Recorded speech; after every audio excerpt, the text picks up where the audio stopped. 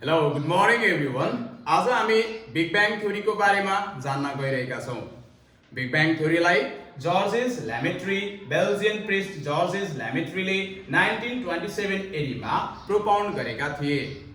Big bang theory भन्दा अगाडि हाम्रो ब्रह्माण्डमा कुनै पनि तारापुञ्ज, प्लानेट्स, स्याटेलाइट्स, एस्टेरोइड्सहरू रहेको कुनै जानकारी छैन। बिग ब्याङ थ्योरीलाई सबैभन्दा पुरानो र वाइडली एक्सेप्टेड थ्योरीको रूपमा पनि लिन सकिन्छ।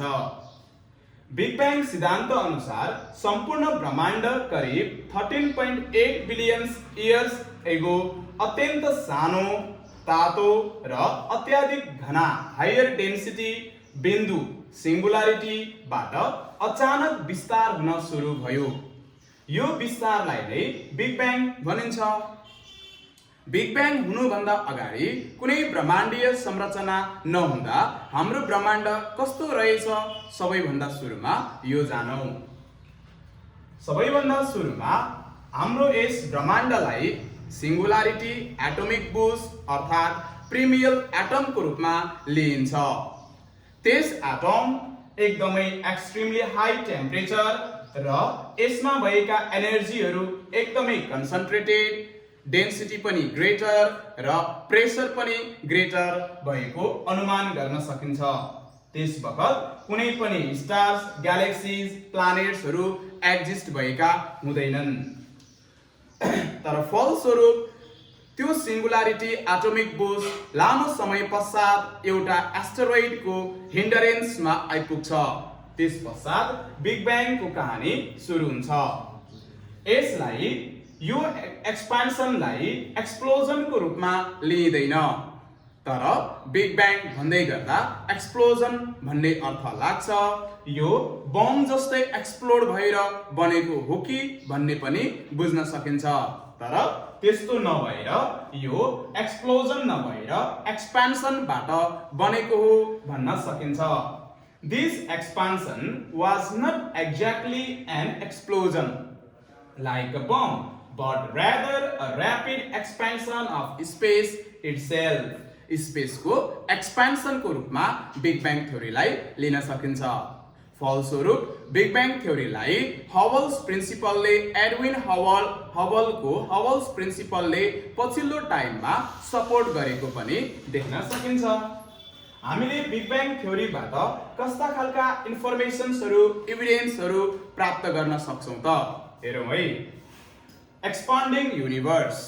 हबल्स प्रिन्सिपल अनुसार हाम्रो युनिभर्सहरू तीन प्रकारका छन्: फ्ल्याट युनिभर्स, ओपन युनिभर्स र क्लोज्ड युनिभर्स।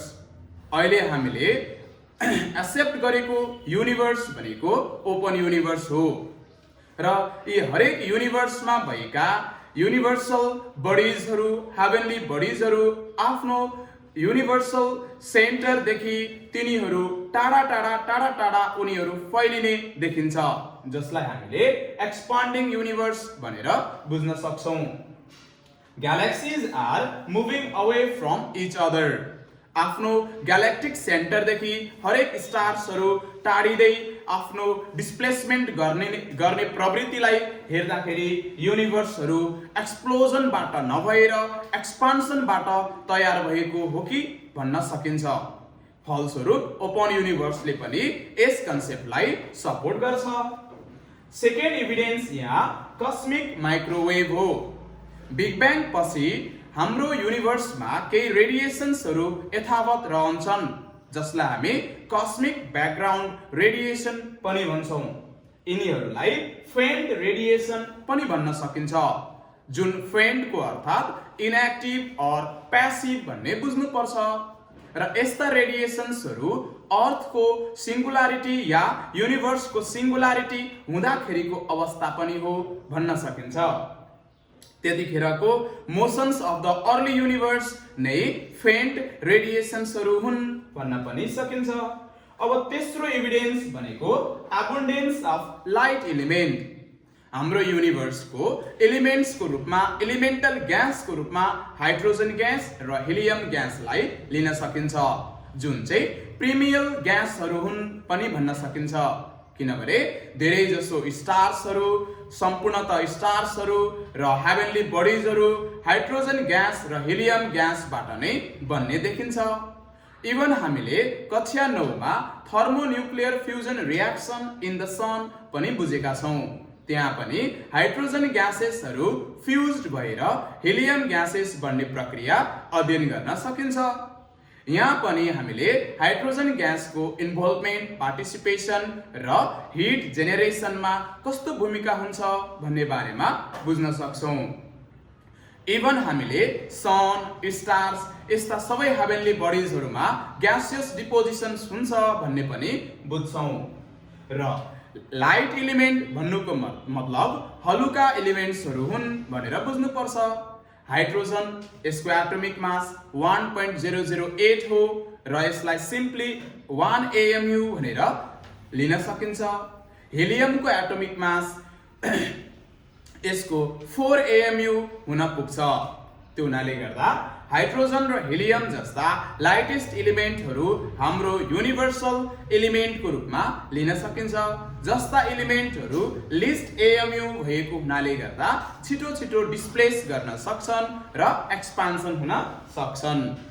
अब हामी जाउँ हाम्रो युनिभर्सहरू कसरी तयार भए होला, इभोल्युसन्स अफ द युनिभर्स के छ यसको बारेमा बुझौँ। स्टेज फर्स्ट मा इनिशियल एक्सपान्सन भनेर लेखेको छु।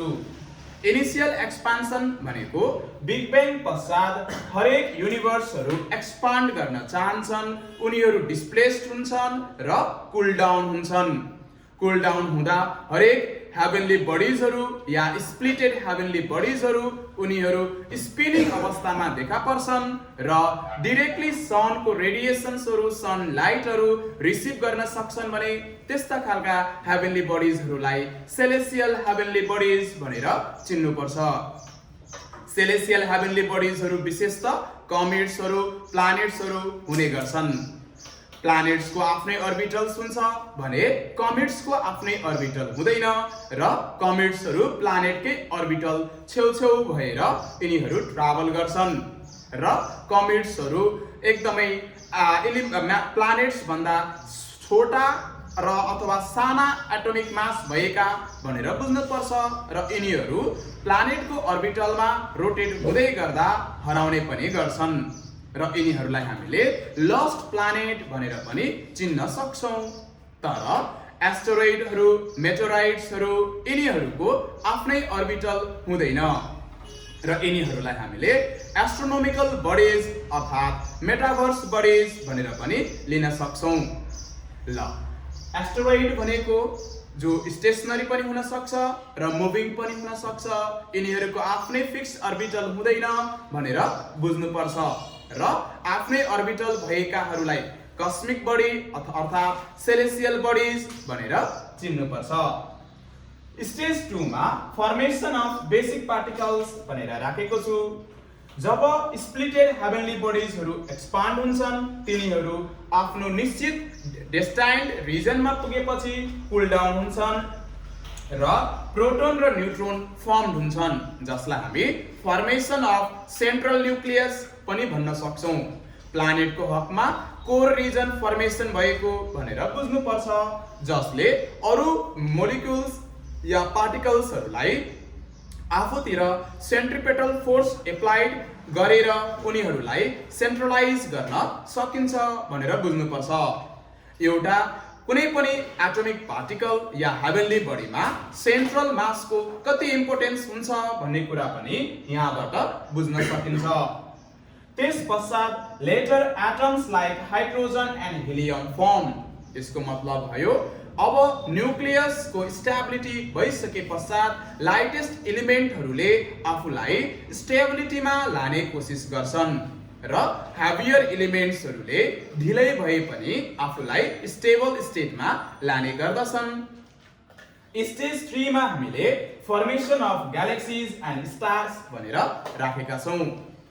यस स्टेज 3 मा मिलियन्स अफ इयर्स पश्चात ग्यास क्लाउड्सहरू फर्म हुन्छ, ग्राभिटीहरू त्यसमा देखा पर्छन् र स्टार ग्यालेक्सिजहरू तयार हुन्छन् जुन कक्षा 9 मा हामीले formation of star, nebula, protostar, giant star, supernova star, red giant star भनेर पनि हामीले पढेका छौं र त्यसपश्चात डेथ अफ द स्टार्स पढेका छौं र न्यूट्रल स्टार, फेन्ट स्टार भन्दै पढेका छौं, ब्ल्याक होलको बारेमा इन्फर्मेसन गेदर गरेको छौं र यो स्टेज 3 ले formation of galaxies and stars भन्नुको अर्थ के हो भन्दा कुल डाउन भएका ग्यासियस क्लाउड्सहरू अब मासियस डिपोजिसनको कारणले गर्दा आफ्नो नेचुरल फोर्स अफ एट्र्याक्सन अर्थात् ग्राभिटी गेन गर्छन् भन्न सकिन्छ र ग्राभिटी सेन्ट्रल फोर्स पनि हो।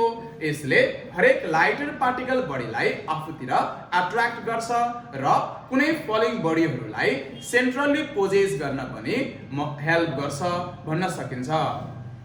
सामान्यतया बिग ब्याङलाई अब कन्क्लुड गरौँ।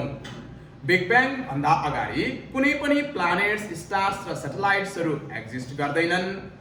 बेल्जियन प्रिस्ट जर्जेस ल्यामेट्रीले 1927 एडीमा यो थ्योरीलाई प्रोपाउन्ड गरेका हुन्।